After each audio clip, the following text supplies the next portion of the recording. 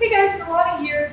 So, as you remember, we had shown you before how to make a rock face edge as well as this really nice sample board that fits two other sample boards inside of it for on the road.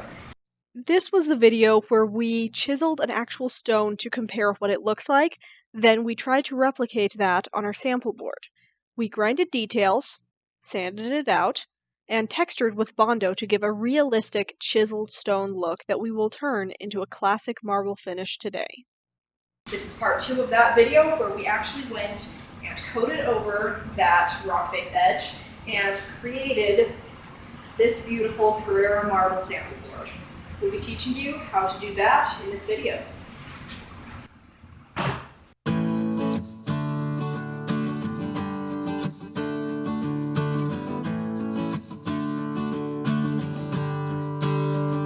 To prepare the board ahead of time, I painted the board with 2 coats of gallery white and lightly sanded with 220 grit between coats. I also used a plastic grocery bag and speckled a few colors in varying shades of brown spray paints onto the rock face edge before pouring the epoxy on the board that you see here. In fact, let's pause here and review our recipe. To make Carrara Marble, we start with bare paint and primer and 1 gallery white. Then we will mix up our epoxy in an even 1:1 ratio with enough epoxy for 3 ounces per square foot of our board. We mix a few drops of white opaque base tint into our epoxy and spread that onto the board.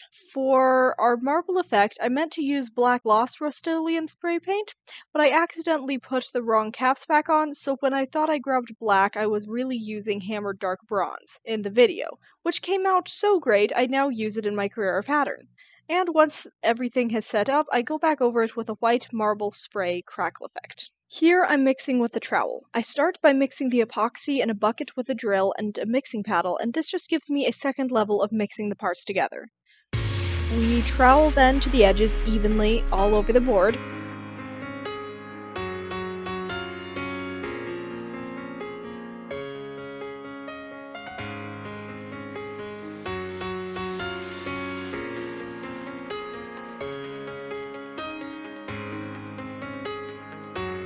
We're then going to chop out this board. We prime the brush by putting it in our excess epoxy left over in the bucket and tapping it a little bit in the drips if needed. And we chop using the heel of the brush in a random pattern.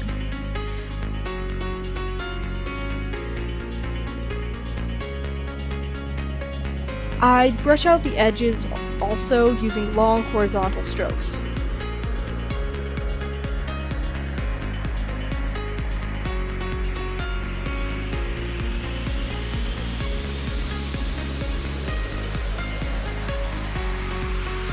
Then torch out the bubbles using long sweeping motions. In the video it's a bit sped up, but you're supposed to move a bit slowly and just kind of go over the board evenly.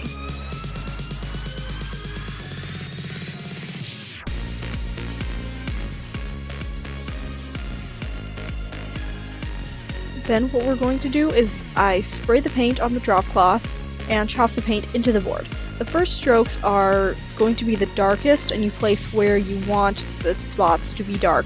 Then you spread out the strokes from there, reapplying the paint as needed. Make sure that you don't have any spots that are pure white and untextured, but also you don't want the board to be a massive dark either.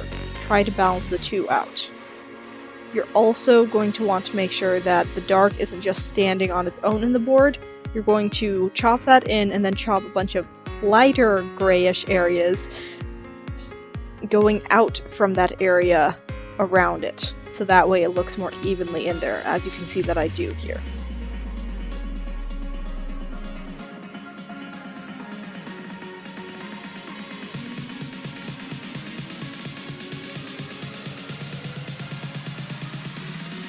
Epoxy patterns don't flow perfectly over the rock face edge, so I've touched it up by hand a little bit just to give the same pattern there.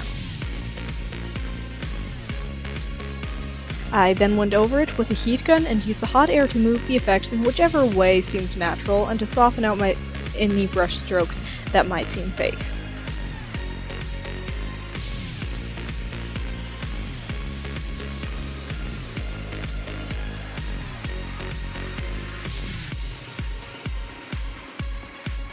I mixed just a little more epoxy in a cup along with some white base tint And I'm drizzling that epoxy over the board in random crisscrossing lines, wherever seems like it would look nice. This adds another layer of realism to the piece, and it looks like natural stone fault lines or fractures running through the stone.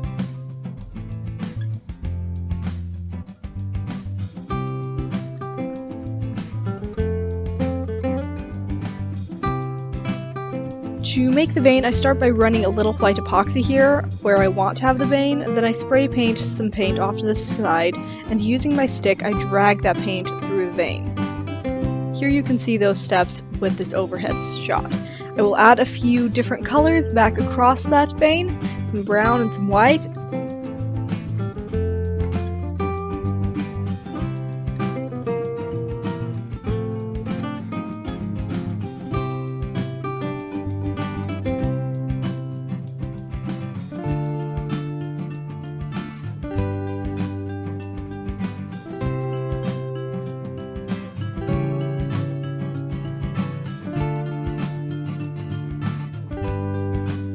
Once I hit that with the heat gun, those colors really move and change and look natural, and the vein really opens up.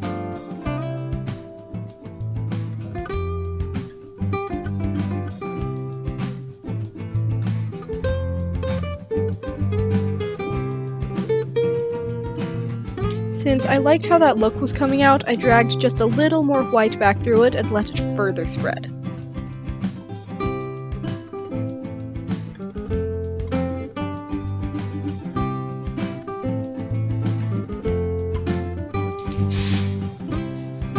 Finally, I sprayed the whole board with a white marble spray, which adds a few subtle white fracture lines throughout the whole board.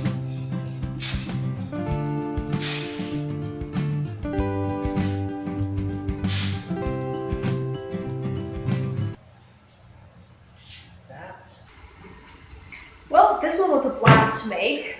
It's a lot of fun texturing details in it, all within the same shade of color. Very, very nice. Really liked how it turned out. It was a happy accident with the coloring as well. Here you can see that rockface edge at the front of the board. The vein is a fun accent that you can use in a kitchen. For example, if you have the same pattern throughout and then just have the vein on your showpiece like on the island, it can really stand out. If you like watching our videos, help us out. Click that like button on our video, mention what parts you like in the comments below, or let us know what videos you want to see in the future. Subscribe to our channel and share this video with your friends. And until next time, from all of us here at Stonthetic, built by you, built for less, built to last. Thanks for watching!